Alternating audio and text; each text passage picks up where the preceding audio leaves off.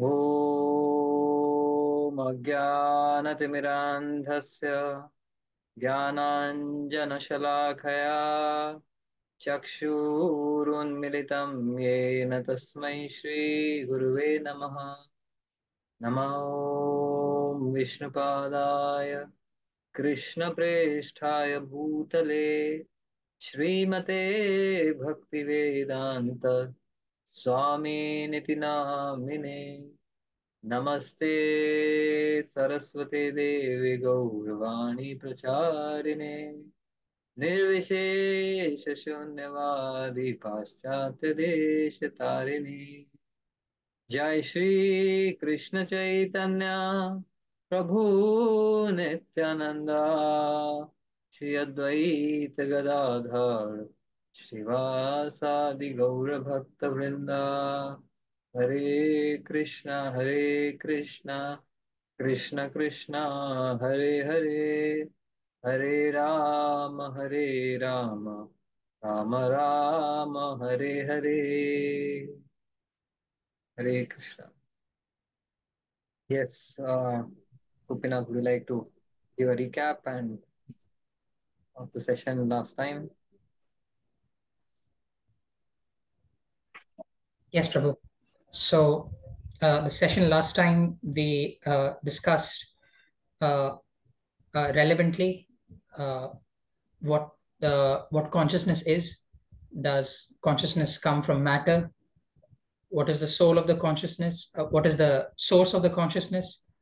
Who is the seer? And we relevantly looked at and deep dived into examples uh, via cases of AI and otherwise. Yeah, yeah, yeah. And then we also discussed about the three modes in the 14th chapter, Yes, and briefly. how these three modes are the shackles. Mm. So, although there is a lot of freedom, talk of free society, but we can't achieve that dream of free society without having internal freedom. Externally, we may uh, get rid of all the rules of state laws or moral codes of conduct or the religious codes of conduct. But then internally, without even realizing, we are being programmed and uh, run by certain uh, scripts, and these scripts bind us to that kind of a function or behavior. So, and therefore, real freedom means freedom from these three modes of material nature: goodness, passion, and ignorance. And so, today, especially, we are going to take the second half of the 14th chapter. Uh, so, we covered till last in last session up till verse 15th. Now we are going to see further ahead. We also did a recap of we also did a summary of the chapter 14, and today let's see what other questions we can draw. Yes, Gopinath. Yes, Prabhu. So, would you want to begin with presenting your screen and Yeah, I'll just share the overview just for a short summary. Okay, so this is what we discussed in chapter 14. Like this is just a summary of chapter 14. Krishna begins with creating curiosity. He talks about the super excellence of this knowledge of the modes. And he says, by gaining this knowledge, you can get freed from these modes, get freedom from birth and death. And then he says that Prakriti is the womb, and Purusha, Krishna, is the seed giving father, and all of us are children. And the bodies that we have got, these are given by the material nature, material energy, Prakriti, and these bodies are programmed by three different modes: mode of goodness, passion, and ignorance. And then he gave the characteristics, the source of each of these modes, the symptoms, and the shackles. The source for goodness is purity. The source for passion is lust, unending desires. Source of ignorance is ignorance. And then the symptoms of each of them were described that if someone is goodness, they are symptomatized by enlightenment, freedom from suffering; passion, hankering and attachment for sense objects; ignorance, illusion; and goodness binds one with a sense of happiness, peace, and knowledge. Uh, the person just feels that I know, I know what spirituality is. And passion, a person is bound by fruitive action, unending desires; and ignorance, a person is bound by inattention, laziness, and sleep. So these are certain things, and we come to know if we are bound only when we try to act against these tendencies. So that if someone is bound by the shackle of ignorance, they they have no control over their sleep. They sleep straight for 10 hours, 12 hours, 14 hours, and the day they make a resolve, okay, this is not good, maybe I should regulate my sleeping. The day they will realize how tightly they have been bound by the shackle of ignorance.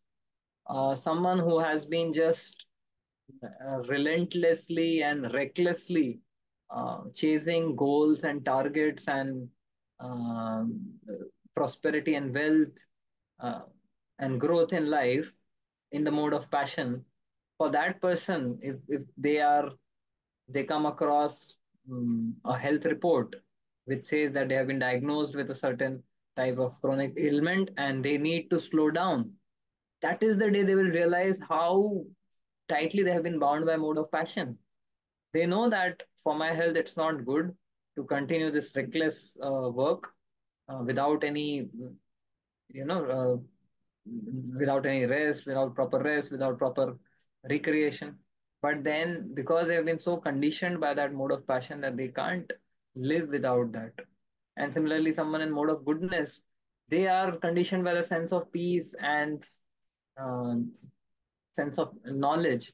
So they become complacent with that peace and knowledge. And the day they are told, ki, you need to level up from that sense of peace and sense of morality, that's the time they realize that it's so tough for them. For example, Yudhishthir Maharaj, when he was asked by Krishna to tell a lie in the interest of dharma, Yudhishthir Maharaj really he was bound by that rope of goodness, so to speak, to which showed that goodness really also can bind us. And so yeah, so these are certain things about all of these modes that we discussed, and then each of these modes have their destination, experience, and byproducts.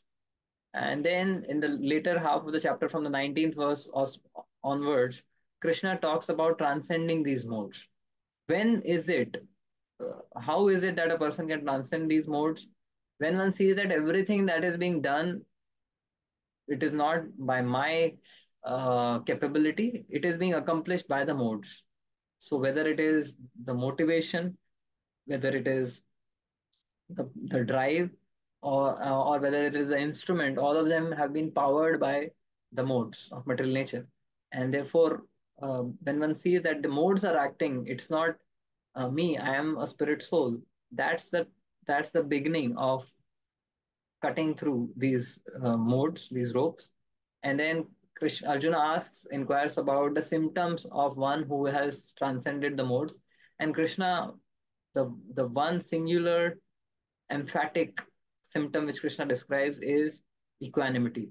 Someone who has transcended the modes will be equanimous in all situations, um, in dualities of the body, like Sama Loshtrasma Kanchana, whether they look at gold or stone, they are equal. They are having equal vision. They will have equanimity at the level of the mind. Sama Dukha Sukha Tula Priya Priya. Whether they find heat or cold, pleasurable or unpleasurable situations for the body, comfort or discomfort, they are equanimous. And at the level of the ego, if they are insulted or they are praised, in both the situations they are equanimous. So, and then Krishna finally describes, okay, these are the symptoms, but then how do you transcend the modes? Krishna says, Mam chayo avyabhicharena bhakti yogena sevate sagunan samatitaitan brahma bhuyaya kalpate. That one can transcend these modes by rendering unalloyed, unmotivated devotional service. So this is just a brief gist of what the chapter is quickly, and then now let's discuss what problems, confusions can this chapter solve for us? Thank you, Prabhu, for such an excellent summary. Uh, so, should we begin with the questions? Yes, true, please. Okay. So, perhaps due to a denial of uh, the possibility of a transcendental reality, whether it's students or whether it's working professionals, one of the reasons why they do not come to the process is because they think that turning to the mode of goodness will loosen their ambition, it will kill their instinct for passion. And if they do not have passion in their lives, especially as students, they feel that they won't be able to slog or spend sleepless nights, whether it's cracking the JEE as you did or cracking any other examination. So, how do we make sense of the fact that coming to the mode of goodness doesn't mean that we become less ambitious? Could you please resolve this doubt? Okay, yeah, this is a fear which people might have that, okay, in all of this chapter, we have seen that mode of goodness is superior to passion and ignorance. And it is quite obvious that ignorance bounds one to ajnana and delusion, sleep, laziness. So these are things which are undesirable.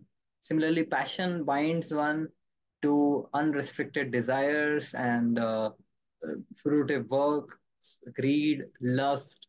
So these are things which are also undesirable. And goodness seems to be a good option. Prakashakam anamayam. It gives enlightenment and it gives freedom from sin. So it seems that we should all aim for goodness in our life, but then there's a dichotomy that, okay, if I come to the mode of goodness, how will I get the drive and ambition to chase um, my my targets and my goals in life, my ambitions in life? How will I continue spending sleepless nights, sacrificing my weekends, family time, health, all of this to become rich, big, powerful? So that's a fear that people might have. But then we should scientifically understand the science of these modes of nature. So the idea is that these modes are ropes. Hmm? And someone who is in ignorance, they are so bound by that rope of ignorance that they can't move at all. They can't, their free will, their free choice is highly restricted. Hmm? But then someone in passion has little more freedom, and someone in goodness has greater freedom. What does that freedom mean? Freedom means that someone in ignorance can't exercise freedom over their choices, but someone in passion can choose to actually use the mode of ignorance. The mode which is below, someone in the mode of passion can use ignorance for a purpose, for a particular period of time, and then release it. Someone in goodness can use both passion and ignorance for a particular function and purpose, and then release it when they don't need it. Yeah. But a person, say, suppose an example, a person in ignorance have no control over their sleep, and in raw ignorance, like the polar bear sleeping for 6 months straight. And similarly, a human, like I remember a student at IIT, he would sleep for, one full day straight and have no control over it, and then come like a zombie to the class. So, that's something which he didn't have any control over. And then there are some people in who have no control over, getting up. Some people have no control over going to sleep. They need sleeping pills. Why? Because the mode of ignorance is binding. But someone who is in passion, they work so hard, so hard that they get dead tired, and then they go to sleep, right? that just by the tiring effect. Someone in ignorance is not tired out of hard work, out of labor. They are just controlled by that ignorance. But someone in passion, he has worked hard, and then as a remuneration for that hard work, they will go to sleep. घोड़े बेच के सो जाना जैसे बोलते हैं वो कि यहाँ से अरब से घोड़े लेके आते थे और इंडिया में बेचते थे और they would come straight. They won't rest anywhere in between from Middle East to India, because that's in Middle East they are very good horses. They had very good horses. They would bring it from Afghanistan and other places, and India they would sell it and then घोड़े बेच के सो जाना. So they sleep after hard work. Now someone in goodness, but someone in passion, they are so driven by their desires, they have no control over it. They know this particular desire is injurious to my health, is injurious to my well-being. I am spoiling my relationships. I am spoiling, ruining my health. But then I am driven by ambition and passion. But someone in goodness, he can choose. Okay, I have to complete this task between 10 and 2. So these 4 hours, I will really be focused and work hard, not distracted, and really razor sharp focus and complete it. So they are using that passion, and in the night, they will choose the right time when to sleep. A person in passion or in person in passion, their time of sleeping is determined by their tiredness. A person of ignorance, they don't have any choice over their time of sleep. But a person in goodness will choose, ki, okay, this it's 9 o'clock, 10 o'clock now. Let me go and take rest. So therefore, we see that a higher mode, someone in a higher mode, is not bereft of the functions of a lower mode. It's not that when you are in goodness, you can't be ambitious. You can have your aspirations and ambitions, but those aspirations and ambitions are for a particular higher purpose. They are not just because that ambition is driving you. You drive your ambition, right? So when you uplift yourself to a higher mode, you you not only free yourself from that lower mode, but you also get that mode as a rope which you can control and utilize. So mode of ignorance is binding me, but then when I free myself from that rope, then I can utilize that rope for getting good sleep, and so on and so forth.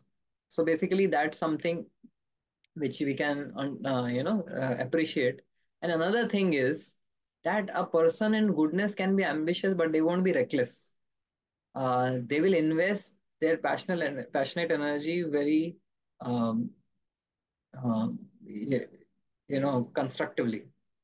So they will see that, okay, they will see the short term, not they will not just see the short term, they'll see the long term also. If you look at it, um, the Fortune 500 company list, it might be of interest to you as an economist. So the list of Fortune 500 companies in 2000. Now, can you guess how many of those companies are still surviving? Not in the Fortune 500 list. They still exist. Uh, Perhaps less than 10%. Oh, that's way out, way Way off. out. Means uh, means actually, I'm saying out of those, like Fortune 500 companies are the top 500 companies Yes. in 2000. Now, how many of them, what percentage of them exist in the market today, which means they have a name today? I, I'm assuming almost all. No, only 50%. Okay. So only 50% of those companies who skyrocketed their profits and revenues, to reach the Fortune 500, only 50% of them are still existent today. So they definitely must have great passion and vigor and zeal to reach the Fortune 500. But passion can take you there, but it cannot maintain you there. You need goodness to maintain, and which is a proof for the role of goodness to retain success, to maintain success. And it is said that the companies which are on the Fortune 500 today, only 50% will remain on that list in the next 10 years. Will not just remain in the, will remain like alive. So therefore, the rate of perishing of these companies is going higher, which means that people are driving in profits and revenues by passion, but they don't have the long-term vision and sustainable strategies to maintain it. So therefore, goodness not only gives you ambition, it also gives you direction.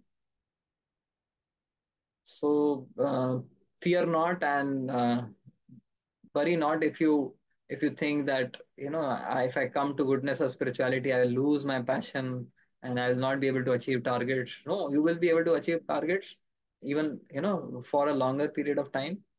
And if it were not the case, then Hanumanji, didn't he have ambition? Didn't he fight? Arjuna, didn't he fight? But they chose to fight. It was not that the fight chose them. It seems to me the examples you gave, even in today's culture, there's this phrase that you have to move fast and break things for startups. Mhm. And that is the motto that many startups, especially Uber, had. And I think our institutions in India and Bharat have survived countless invasions across countless centuries, perhaps due to the longevity they got through the mode of goodness possessing them. Yes, yes. Yeah, Should should the we move big on? names, the big companies who have survived, they have inbuilt in their culture, organizational culture, inbuilt in their ethos, all these principles of mode of goodness, of you know caring for the employees, or honesty, integrity, and that's how they survive. You name it and you will have it, like Tata, or these companies. They have survived the test of time, not because just they had passion and ambition, but because they had principles of goodness, somewhere in their ethos. Thank you, Prabhu. You've uh, very thoughtfully and very nicely laid out the framework in a way that we can understand. Should we move on to the next question? Yes, bro. Uh, Radha Gopinath Prabhu, sometimes towards the end of his class, he says, even after the class, he sort of in humor asks himself, अब class हो गया, but after the class, people will still ask me, प्रभु जी कुछ practical बताओ. Hmm. So it seems that it's so difficult to break free from the shackles of past habits, despite listening to repeated classes sometimes, despite repeated resolutions and endeavors, sometimes even sincere endeavors. So sometimes a tendency is to sort of lose hope that even after a sincere endeavor, we can't break free sort of from the influence of the mode of ignorance or from the mode of passion. So, is there any sort of jailbreak code where we can use this code and break free from the mode of ignorance and mode of passion? Or is it that I'm doomed to be governed by my modes? Is there any specific jailbreak code that I can use? Thank you. Okay. Yes. So now that uh, and the new year is coming, and people are talking of resolutions, and uh, that how to become a better version of ourselves, and how to leave behind that unwanted past, and win the battle with the unwanted, um, like unwanted us. So how do I really win that battle and come out as a better version? And in that, we all, although we have those things that we want to integrate in our life, but we find that somehow it's all good on paper, but when we put it to practice, we find ourselves very not performing really up to the mark. So how do we really translate our paperwork to real work?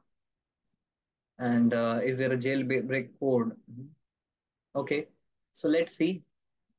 I have a a nice. Let me show a nice slide to you. Okay, so a particular person, they have been shackled on the legs. Can they get free? Can they set free? You can all type in the chat box. Let us see what else in the chat. No. Okay, yes, some are saying yes, some are saying no. So if a person's legs are bound, how they can free themselves? How can they free themselves? Using a rock. Okay, matlab, basically you can use your hands, right? Hmm? With the help of hands, you can set yourself free. Okay. So then say suppose a person is in such a situation that his hands and legs are both tied. Can they still free themselves? Do they still have hope? Let's see. If yes, how? Using help from someone else. But how? Okay, putting knife in mouth seems very difficult. Taking help of someone else, an army guy can definitely do, or maybe, uh, yeah. So they will need second person, Harshita Matsu is saying. Uh, okay, but the hands may cut Vedapriya if they are using their hands against a sharp object. So yes, basically what some of you are saying that they can take help of someone by calling out to someone, right? But if they are bound like this,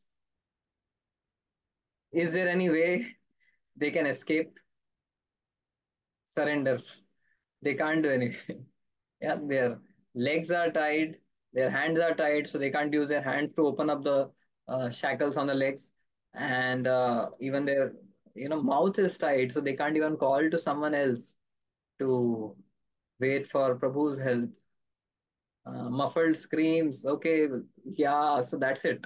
With Priya saying that somehow or other try and pray. So Krishna may hear the prayer. Yeah. So this is okay. One scene. Let us see.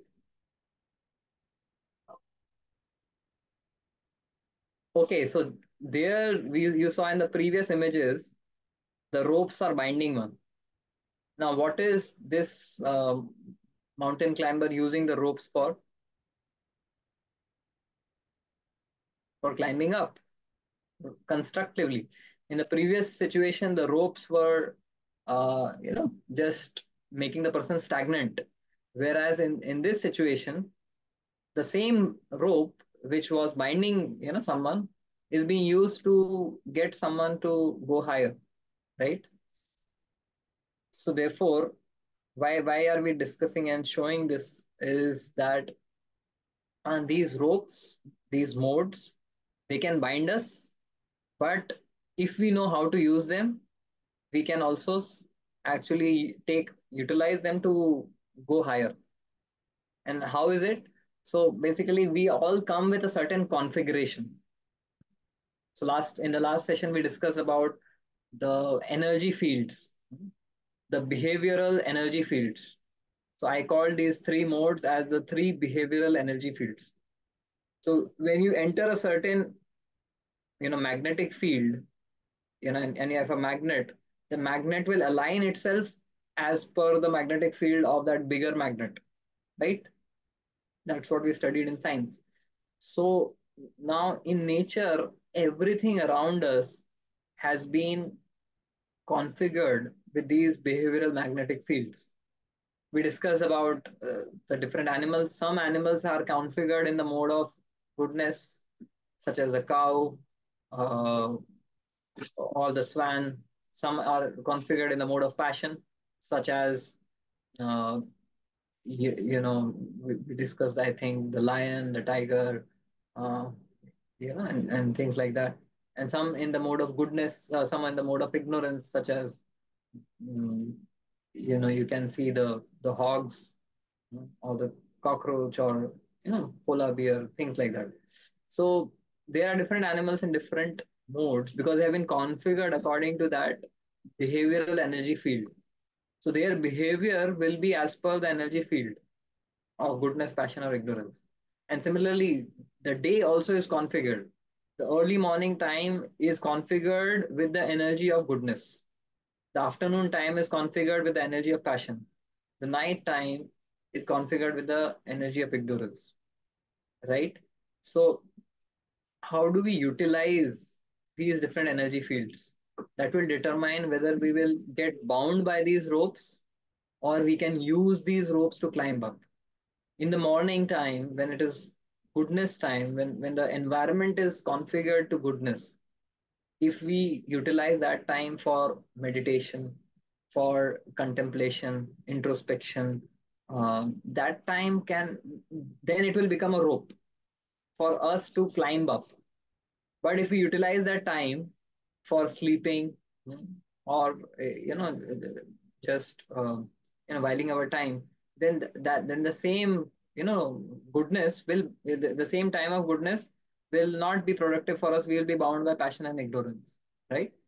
So therefore, we need to uh, utilize, first of all, put ourselves in the right energy fields. There are places in goodness, places in passion, places in ignorance. There is time in goodness, passion, and ignorance. There is association in goodness, passion, and ignorance. So if we really want to set ourselves free, if we really want to overcome our conditionings of passion and ignorance, then we need to expose ourselves to the energy field of goodness, right? And then when we expose ourselves to the higher energy field, then automatically we will get the thirst to to overcome the lower natures, right? If I am if I am if I am in a mm, a bar, a beer bar, if someone is sitting in a beer bar and expecting that he will be able to meditate, or if someone is out there on the 31st December disco party and expecting that this here I will study, you are in the wrong energy field. You need to place yourself in the right energy field to be able to let that energy field help you go up rather than pull you down. So the flow of the river, if you try to if you go with the flow, it will take you faster. Otherwise, you have to exert a lot of energy. Yeah. So first thing is place ourselves in the right energy field. And then here in this last section of the Gita, from 19th verse onwards, of the 14th chapter, Krishna is saying that how you can overcome the modes by doing this self introspection and reflection, that whatever certain things I am doing, they are governed by the modes I am currently carrying. Think of a time when you were really passionate about something and trying to achieve something, some ambition, and now if you look back at that, you won't find anything so exciting in that pursuit. You won't be able to think, hey, would I today chase after those dreams and goals? Probably not. What was it that was driving me? It was passion, right? So therefore, Krishna is saying just this introspection, that I am being driven by the modes, will help us look at the modes from a neutral frame of reference, right? And that's the first step to get freed from the modes. And then another thing which Krishna is saying, uh, that mam chayo avyabhicharena bhakti yogena sevate sagunan samatitaitan brahma bhuyaya kalpate. By practicing devotional service, one can be freed from the modes. क्योंकि अभी आप सबने कहा कि अगर कोई बंधा हुआ है, तो they need a third party help, someone else to come and free them. Yeah. And who can free? Someone who is not bound. अगर दो लोग बंधे हुए हैं, they can't free each other. You need someone who is not bound, right? So it is Bhakta and Bhagwan who are free. The great acharyas, they are giving us this knowledge, and by that knowledge, they are freeing us up from these modes. And it is Lord Krishna through the Bhagavad Gita who is giving us this knowledge and freeing us from these modes. So we need to take shelter of the process of bhakti, bhakta, and Bhagwan to get ourselves free, because bhakta, bhakti, and Bhagwan are not in the purview of the modes; they are beyond the modes. Yeah. So then on a again you might ask me, Prabhuji, मैं तो practical question पूछा था. Practically, what should I do starting 1st January 2024? So practically, if you want to, mm, make a list. So first of all, surround yourself with the behavioral energy field of goodness, which means surround yourself in the right association of people who are in the mode of goodness, who are trying to come to the mode of goodness. Surround yourself, make your environment, uh, mold your environment in the mode of goodness. For example, the place where you stay, if there is cleanliness, if you organize things nicely, you will have effect of mode of goodness surrounding you. If you have, and even better, if you have an altar of the Lord, where you worship and pray and meditate, right? So making that environment is also very crucial. So first is association, second is environment, third is lifestyle.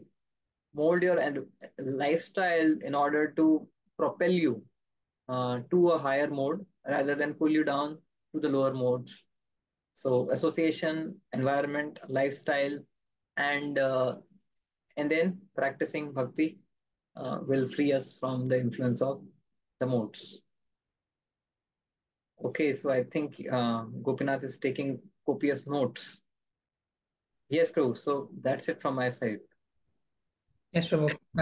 Thank you. Thank you for your vivid examples. I think it helped deliver the message very potently. And I'm taking notes so that I can reflect on them so that I don't forget them when I go through the Punarapi process of making new resolutions and not being able to uh, fight for them. And I was once told about these resolutions. So Prabhupada said, resolution, and then there's dissolution and no solution. So we come to the last question Yes. today. Yeah. When I was reading Be the Smarter You at the workplace, I a question might naturally come that these frameworks are perhaps in the mode of goodness. And as Dr. Elvin H. Powell says, one of the persons who was quoted on the Bhagavad Gita as it is, and I will quote him now. It's up to the person listening to decide whether he's being verbose or articulate. He says, if truth is what works, as Pierce and the pragmatists insist, there must be a kind of truth in the Bhagavad Gita as it is, since those who follow its teachings display a joyous serenity, usually missing in the bleak and strident lives of contemporary people. Very articulate. So then the question naturally might come whether it's the mode of goodness necessary to create these frameworks, or whether it's the joyous serenity that people in the mode of goodness normally enjoy. So, if I am in the mode of goodness, what is that need to progress in bhakti as a normal student, as a normal working professional, as a brother or a sister? What is the need to progress in your relationship with Krishna, with the Lord? And what is the need for bhakti? That is the broad question. Okay, so let this sink in. What is the need of bhakti? If you have come to the mode of goodness, practically all your you know goals are being accomplished. You are having you are having control over your life. You are being you have direction in your life. You have peace, tranquility, and all of those gifts of a happy life, good relationships, good health. So then, well, this is heaven, right? Why do I need any further spirituality? I have reached the summit. But if you look at what Krishna is proposing here, he's saying even mode of goodness is a shackle. It will condition and shackle you to certain qualities, such as a sense of peace and knowledge, a sense of happiness and sense of which makes you complacent at that, right? So all of these things, peace, knowledge, all of these are means. They are not the end in themselves. So when you are peaceful, that's not enough. There has to be a purpose beyond peace, right? Because peace is a platform from where you take off.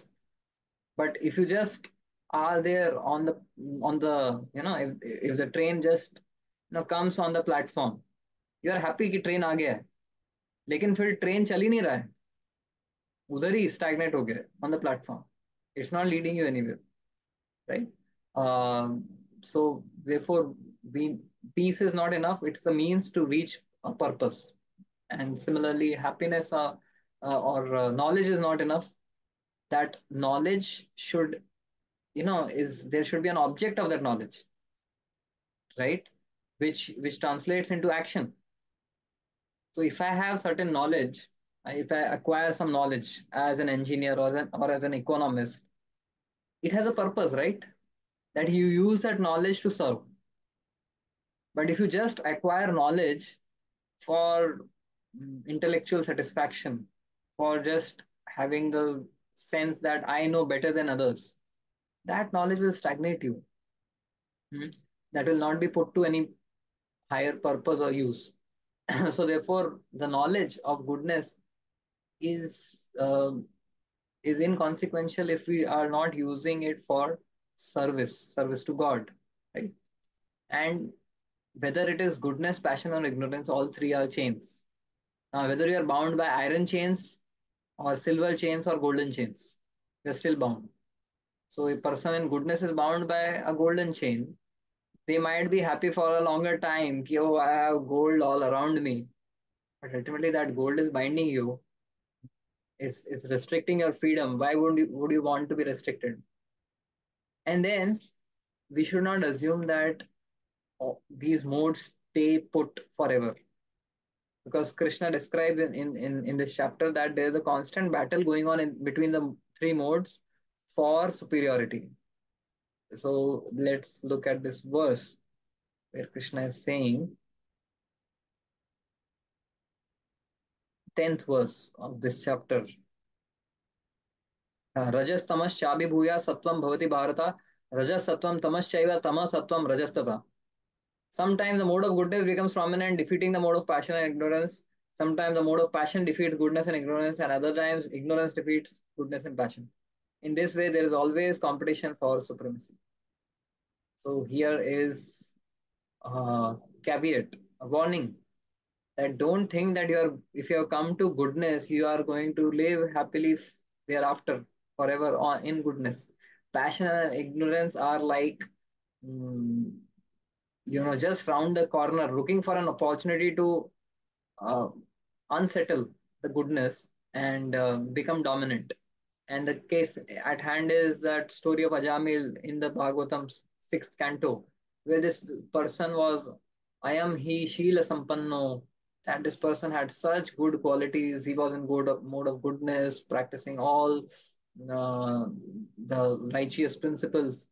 But then one particular um, incident of a face off with passion, and it really completely disturbed all his goodness.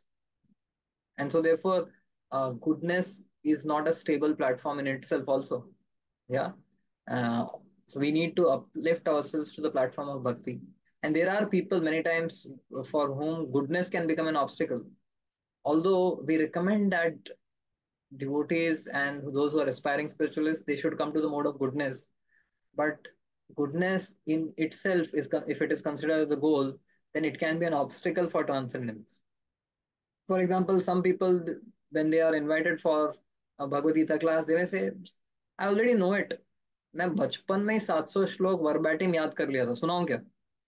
So they may be able to recite all the 700 shlokas, but they may talk about amanitvam, adambitvam, that the 20 points of knowledge. But then in the 13th chapter, but then they might have pride of having that knowledge. I know this verse. Uska pride hai. Amanitvam, adambitvam, ahimsa, shantir, arjavam. I have a pride of knowing this verse. Yeah. So see the dichotomy. So therefore, uh, you know, goodness in itself is not complete. It can condition us. It's like someone is now transcendence or bhakti is take off. Take off from this entanglement of the mode of passion, ignorance, and goodness. So bhakti is the takeoff where you give up this material body and material conditionings. Now, for takeoff, you need to reach the airport. Hmm? Someone who is staying very far away from airport, they need to travel a long distance, and there might be traffic jams in between. There might be, they might have some arguments with people for cutting lanes, and they might take a long time to reach the airport. uh, and then when they reach the airport, they will catch a flight and take off, right? So from passion and ignorance, someone may take time to come to the airport, which is compared to the mode of goodness, and then take off. But think of someone who is staying next to the airport. काफी goodness है उस व्यक्ति में, staying next to the airport. So while someone else in passion and ignorance has taken 10 hours, or say 10 lifetimes to come to goodness and then take off. But this person is in goodness, but he's staying there for 10 years and never visited the airport. Yeah, he has never taken off. Whereas someone else who is far away from the airport comes to the airport, and because his purpose is to take off. So therefore, you may be in goodness, but you can stagnate yourself by the feeling of goodness. Yes, Prabhu. Your points about how the mode of goodness can make us complacent, and the necessity of bhakti for progress, and the airport example you gave, which was very vivid. Thank you very much for that. Thank you, Prabhu. So we can now open up for any questions or discussions. Prabhuji, Pranam, Suraj this side. Hare Krishna, Prabhu. Hare Krishna. I had one question, like when you were explaining the example of a bhakt who was, having the pride that he knows all the mantras on.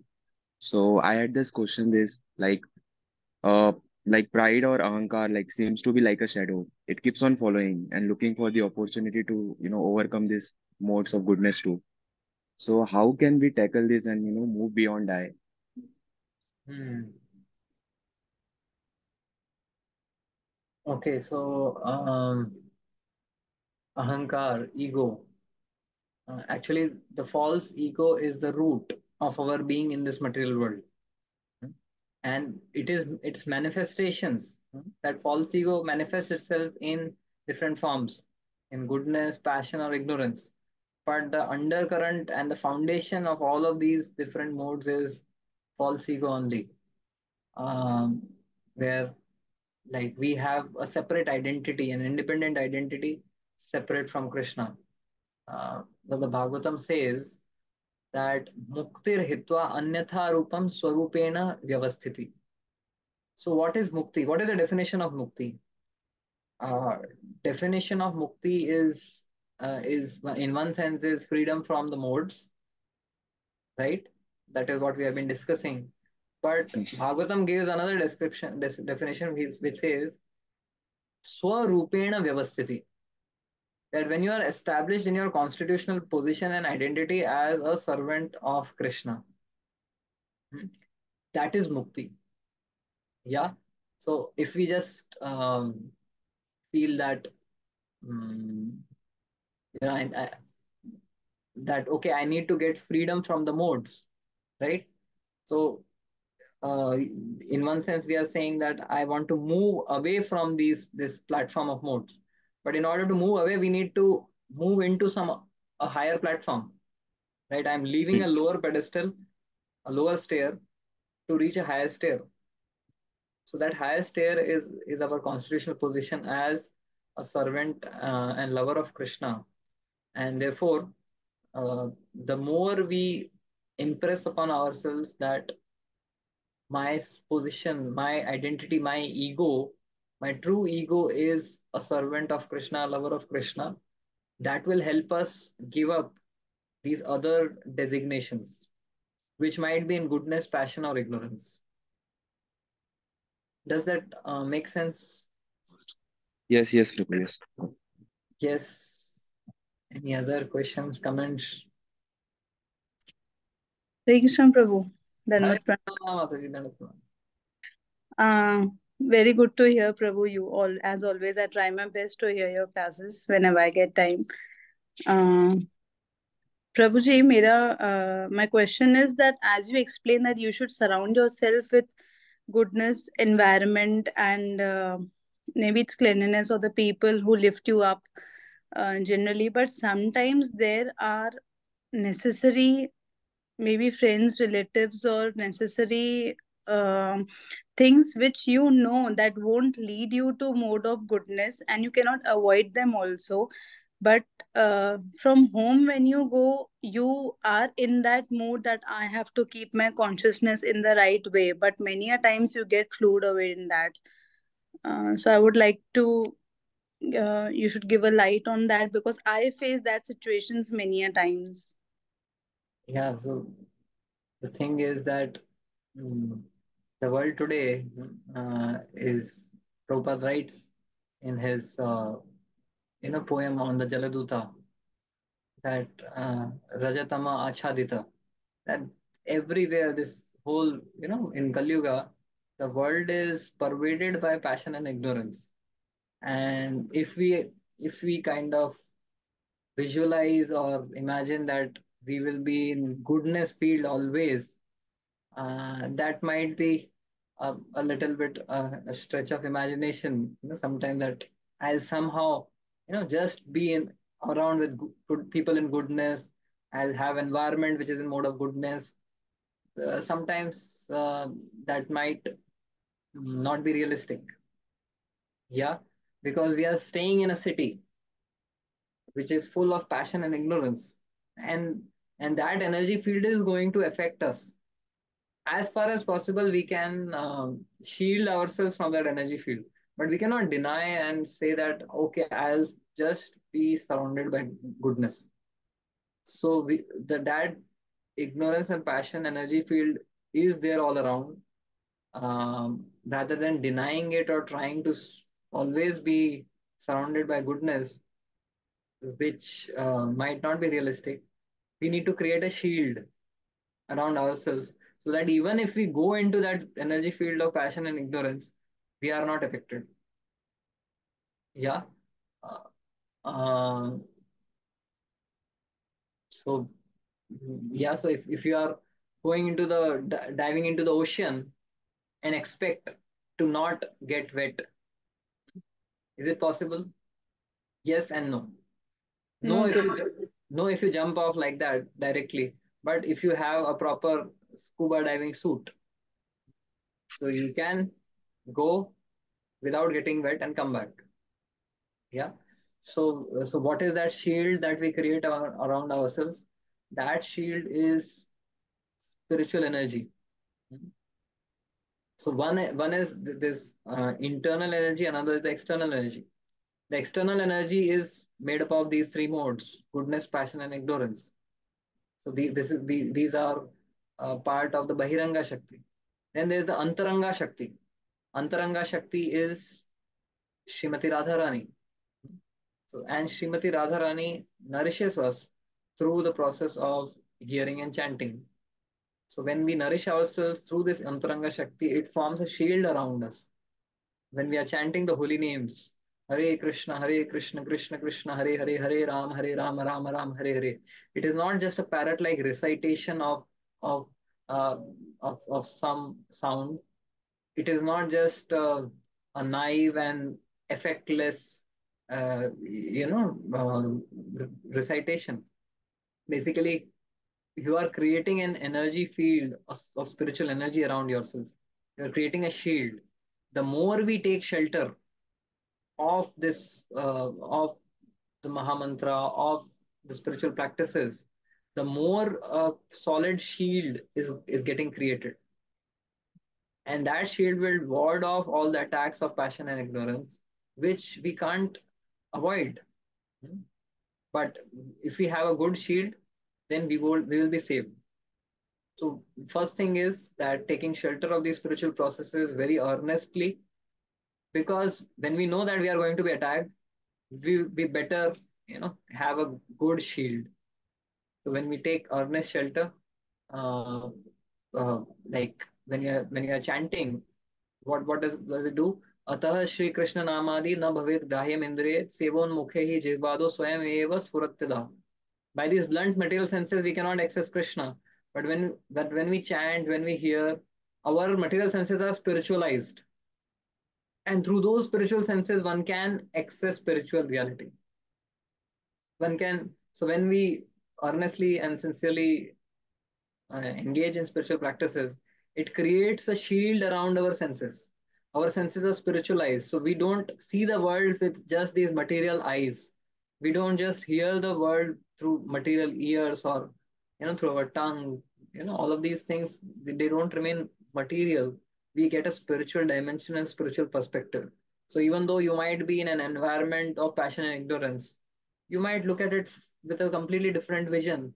The way Srila Prabhupada, after reaching US, um, you know, he was looking at it with a very different the eye of compassion rather than passion. So, so this is first thing that we can do. Sincerely, earnestly take shelter of these spiritual practices to create a solid shield, because we need that shield in today's time to protect ourselves. And secondly, create a small micro environment around you. You can't change the environment of the world, but you can create a small micro environment, an island of goodness, an island of bhakti in amidst an ocean of passion and ignorance. So those islands of bhakti and those islands of goodness will be like, okay, you go out and do the work which you need to do, meet the people that you need to meet out of your obligations, social obligations. But then this is not where I am supposed to be. I come back to my micro environment of bhakti, my micro environment of goodness. It may be your home. Create that micro environment. Temple or weekly sangha. That is your micro environment where you seek shelter. An army goes on a battle and fights with very ferocious enemies, but then they have their bunkers where they will come back for rest, recuperation, and rejuvenation. Yeah. So we need to have our bunkers of where we are recharged and rejuvenated. Prabhuji, Madhavi, but sorry, bro. Continued question. Whenever I go, if suppose I get carried away many times, because obviously I'm not so spiritually strong. So when I come back, I realize, and my shame and guilt is carried for more than a day. That cannot, in that consciousness, I cannot do the present day spiritual activities like serving the Lord or japa or book reading, whatever. I have that in my unconscious mind. I have that shame and guilt that how did matlab, you're not so spiritually strong, and that's why you got carried away, and I blame myself for that thing. So how to overcome that thing? Okay, so guilt is good. Guilt is in goodness. Guilt can also be in goodness, passion, and ignorance. If guilt is binding us to the past, it is in ignorance. But if our guilt is tying us to the future, that fire of guilt, that fire of paschatap is increasing that resolve that I am not going to repeat this in future again. Then that guilt is in mode of goodness and that is desirable. Yeah. So Ajamil also had guilt. He tripped, he slipped, but then when the Vishnu Dutas intervened, that fire of paschatap, it helped him increase his determination and go back home, back to Godhead in that same life. Yeah. So slips and trips are, tripping and slipping is, you know, somehow we can't avoid it all the time. But then when that happens, we should be, kind of vigilant that we use that guilt productively, constructively, rather than, just tying us to the past and thoughts of the past. Oh, how did this happen? Why did I do this? Okay.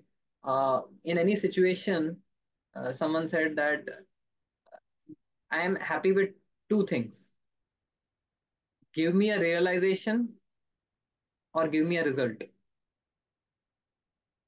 So if I say if I make a mistake, you know, at least let me get a realization out of it. I didn't get the right result, which I planned that I'll go and come back unaffected, untouched. I didn't get that result, but let me come back with a realization that okay, next time I am going to be cautious about this, and this thing. I'll be vigilant to withdraw myself at this particular stage. So, does that help? Yes, Prabhuji. Good. Thank you so much, Saji. Hare Krishna. Hare Krishna, Prabhuji. Yes, Vedapriya. Prabhuji, like just now you explained, we should have a micro environment that we should get back to every day after being in the other modes. So sometimes we have this desire to make that micro environment a daily environment. Like I always want that around me. So like should we see Krishna and everything? Should we try to see Krishna and everything, or should we just increase the size of the environment, change our situations and stuff? How to bring about that? Okay, so this is a very interesting thing which you have brought up, that uh, uh, there are two ways, from what I understood of what you said. Uh, One way is, we are the spiritual reality spectacles, uh, not the virtual reality, the spiritual reality, where you see anything and everything with the vision of Krishna, like an Uttam Adhikari has, that in anything, in any situation, Rasoham Apsu Kaunteya. When Prabhupada was, was a reporter asked Prabhupada, actually, a hippie asked Prabhupada that what is the spiritual world like? And he was high on drugs. So Prabhupada told him, the spiritual world is like an ocean of LSD. So he was completely blown away. Oh, wow, what an experience it might be. Yeah. So while Prabhupada is interacting with someone high on drugs, still he has the, he doesn't, see कि अरे क्या ये तमोगुण व्यक्ति मेरे पास आके मुझे question पूछ रहा है स्पिरिचुअल वर्ल्ड के बारे में. So he had the spiritual reality spectacle. How, I can take him there. Yeah.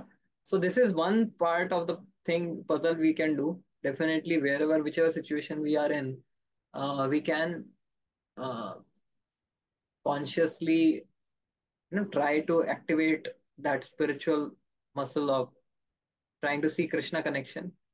But then there will be a limit, because if you try to intellectually and mentally work, do a lot of gymnastics, it might be artificial. So therefore we try to do it, but then we also need to create that micro environment. And because in that micro environment, Krishna is obvious and explicitly present. In the other scenario, you have to, with the filter of your eyes, filter of your intelligence, you have to see Krishna where Krishna is not explicitly present. But then we are not on that level to do that day in and day out. So we need to create a sacred space where you don't have to exert yourself to see and feel Krishna. Krishna is right there, imposing his presence upon you. And having that through satsang, through association of devotees, through creating that sacred space where you chant every day, read Bhagavatam, not just a sacred space, a sacred time also. In the morning and the evening, reserve sacred spots for hearing and chanting, a sacred space, a sacred spot, and that's the place where you are eager to go and meet Krishna during that time and at that place. Yes, Prabhuji, I understood it. Thank you. Thank you for the nice question. I saw in the chat box now that there is one question by uh, Gopi ji. So that is something about the name of Draupadi being Krishna. Yes, her name is also Krishna, but yeah, her name is also Krishna. So Krishna, the word Krishna actually is also refers to the dark complexion. So Krishna has this Shama Sundar complexion, that is Krishna, and Krishna, the dark one in the feminine form, that is Draupadi. So yeah, that's correct.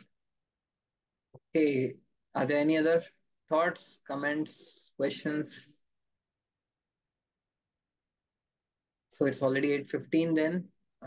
Gopinath, should we wind Yes, up? Prabhu. I'd just like to share a acronym on Really? basis of your practical takeaway that you gave us. And the acronym is ABLE, ABLE. Okay. A stands for association, where we sincerely try to seek association, either via the internet on a weekly or a regular basis. B stands for the behavioral energy field of goodness.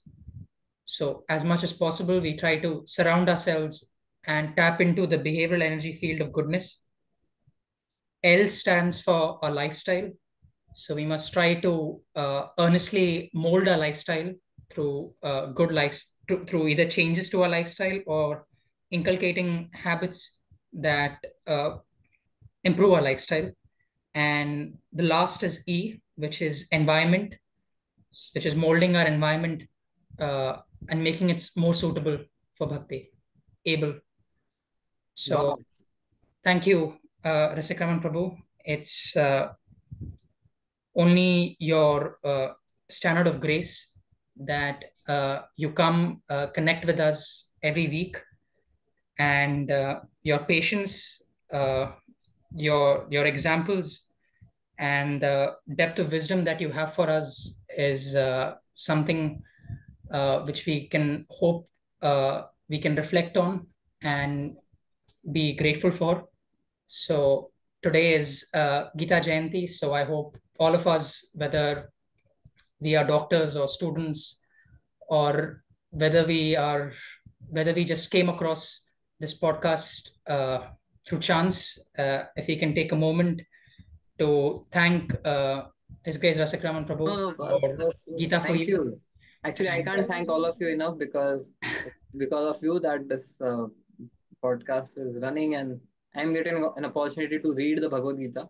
So my hidden motivation The ulterior motivation is that this podcast gives me a push to read the Bhagavad Gita and reflect on it. And if it is not for all of you, I might not get that drive to do that hard work, to do that thinking. So actually, I'm grateful to all of you for being there and encouraging us and bringing up very wonderful questions. So really thankful, and thank you, Gopinath, for making all of us able with that acronym, association and behavioral energy field and lifestyle and environment. Thank you for putting it together. Thank you everyone for joining. See you next week with chapter number 15. So that's a very important chapter of the Gita, Purushottam Yoga. We are going to do that in the next session. Hare Krishna, Krishna Krishna, Hare Hare, Hare Rama, Rama Rama, Hare Hare. Shrimad Bhagavad Gita ki jai, Shri Prabhupada ki jai. Hare Krishna.